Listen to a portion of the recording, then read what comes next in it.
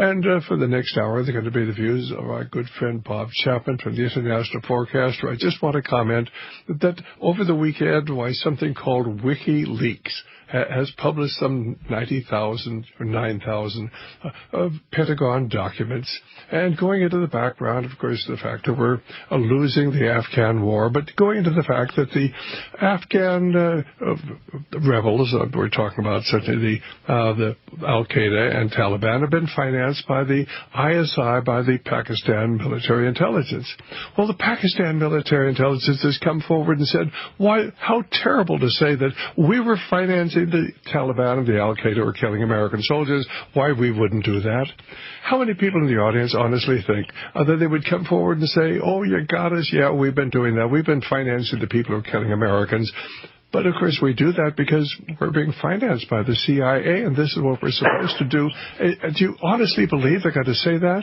Well, if you've listened to our programs or read our newsletters, you've known going back many years, going all the way back to the original 9/11 attack in the United States, the terrorists, the 19 terrorists, Muhammad Allah, was financed by the Pakistan military intelligence. But this is never brought up by the controlled media in the United States. And the only reason you're hearing this is because the establishment wants you to hear it at this point, and because the New York Times published it. They were given this, and the New York Times would never have let this see the sight of day if they didn't want to use this to justify getting our troops out of Afghanistan. This is the beginning, and I'm all in favor of it. But I want you to understand that what they're saying about the financing of Al-Qaeda is absolutely true. It's been financed by Pakistani military intelligence, which is funded by the CIA and always has been. Well, that is the background. Bob Chapman, thanks very much for being with us. Well, you're very welcome. And I read those stories over the weekend, and I quite frankly was thinking of you with the information that you'd given out before regarding Pakistan and the duplicitous actions which were directed by the CIA. And this is the sort of thing that goes on all the time.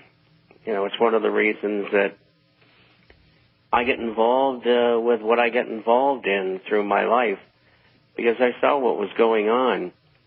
And I couldn't, at the beginning, put it all together, but I eventually did. It didn't take too long, just a few years. And it's just par for the course. It took me 20 years, so you're a lot smarter than I am, before I really began to see the pattern of what was going on and how this all fits together, and nothing as it appears to be. Well, let's talk about really what's going on economically. They keep telling us things are getting better. A lot more people are out spending money. But, of course, when I'm reading what you're saying, Dave Rosenberg, other smart people, they say we're on the edge of a precipice, and, of course, this whole thing is going to collapse here very soon. What's your take on what's going on? Well, I find it strange that month after month, each month, that the Treasury is selling more and more and more treasuries. They're averaging about $145 billion a month, and that's equal to the total Treasury deficit. But they do have income, and in the form of revenues. So probably half of that money is going someplace else, but I don't know where. In other words, basically, we're selling Treasury bonds to raise money, but the question is, where's the money going? Is it being funneled off to the Brotherhood of Darkness? I wouldn't be at all surprised. They've done this. We're seeing the greatest transfer of wealth that's ever taken place, and the average person has no idea what's happening. Well, this is Dr. Stan. Our guest is Bob Chapman. We're talking about the Federal Deposit Insurance Company, which, of course, is supposedly going to guarantee your money that you have on deposit in the bank with the full faith and credit of the United States government. The only trouble is that the FDIC is pretty well run out of money. Do they still have any money in their fund, or are they simply borrowing money from the Treasury? Or what's really going on with the FDIC that guarantees our savings with the faith and credit of the American government? Well, they don't want to give us the true figures. I think this year, between now and the end of the year, they could lose another $60 billion. But now that under this financial regulation, they're overseen by the Fed, that changes everything because the Fed can print out money anytime they please and fund the FDIC operation. The whole thing has become even more incestuous than it was before. And so, where do you go from here? It's just going to get worse. One of the things I noticed this past week, the Federal Reserve said that they intended to stop paying interest on the money that they're holding for the banks, which they lent to the banks. So they lend banks money at approximately zero interest rates, and they pay them about 2.5% for the money. And that money remains sterilized as long as it doesn't move and go into circulation, so to speak. And so now the Fed's saying, we're not going to do that anymore. That's the intention. Now, there's only two things that these people would do with that money, other than keep it or part of it on the balance sheet to make their financials look good. I think that they would be free to buy treasuries and agencies which are, quote, perceived as being safe, which they're really not, and they can lend it. Now, the AAA lenders have had no problem lending money. And it seems to me that one of the things that will happen, and it's very subtle because most people don't see it, they don't understand it. And it's okay. Everybody wasn't trained the way you and I were.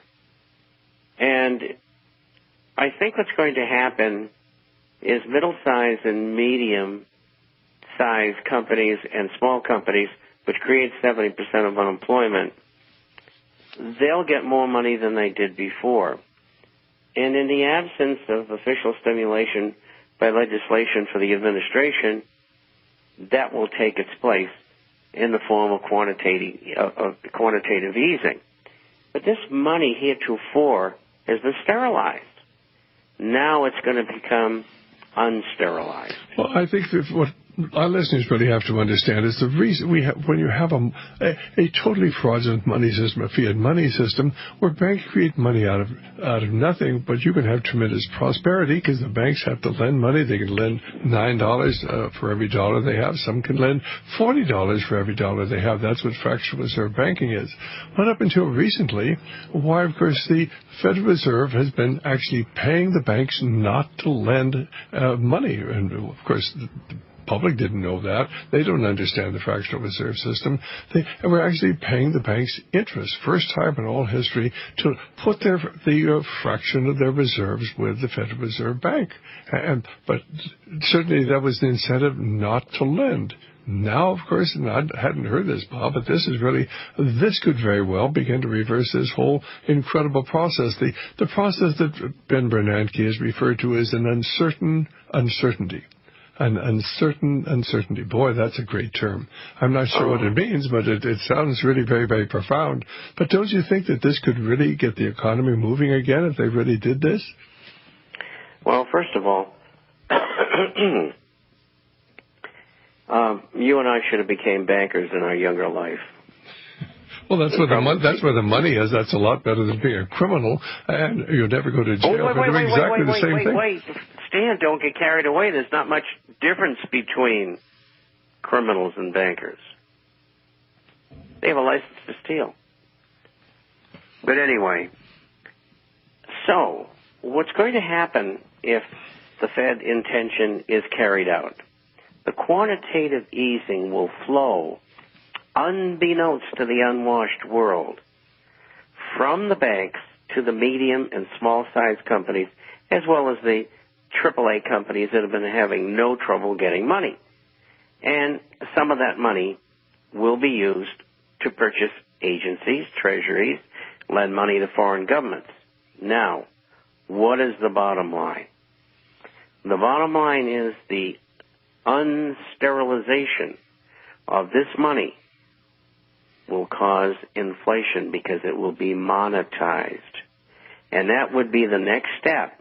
And the public probably wouldn't catch on for about 6 months or so. And then all of a sudden, real inflation, which is around 8.25% right now, would rise to 14 and 5/8%, which was the level in 1980.